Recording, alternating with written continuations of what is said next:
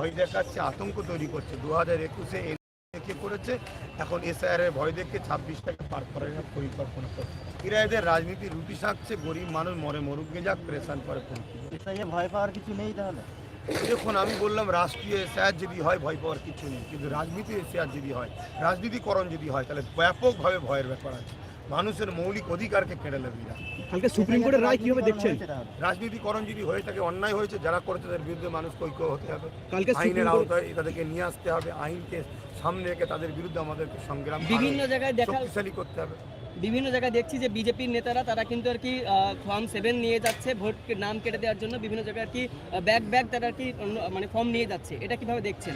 দেখুন, এই বাংলায় বিজেপি আসার অনেক চেষ্টা করেছে, বামফ্রন্টকে সরিয়ে টিএমসিকে দিয়েছে, টিএমসি যাতে আস্তে আস্তে বিজেপির মাইন্ডটাকে বাংলায় চাষ করতে পারে।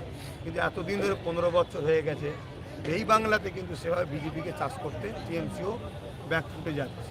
তাই বিজেপি টিএমসির সহযোগিতা যেমন নিচ্ছে, অনেকের নাম হয়তো বাদ দিয়ে বিজেপি এই রাজ্যে ঢোকার একটা চেষ্টা করছে। এটা চরম অন্যায়, এই অন্যায়কে রুখা। কালকে সুপ্রিম কোর্টের রায় চরম এতে পড়লেন নির্বাচন কমিশন, কিভাবে দেখছেন রায়টাকে? না, সুপ্রিম কোর্টের উপর আমাদের আস্থা আছে। নির্বাচন কমিশনের বর্তমান যিনি আছে, শুনছি তো নাকি সিস্টেমের বাইরে তিনি এন্ট্রি হয়েছে। তিনি এন্ট্রি হওয়ার পরে তেনার পরিবারের সদস্য অনেকে নাকি ভালো ভালো পদে চাকরি পেয়ে গেছে।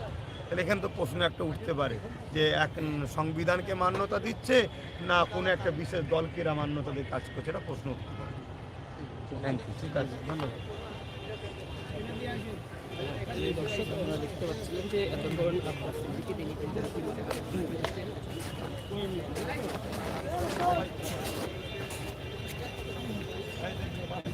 সামনে জানি ধুলে উঠবে।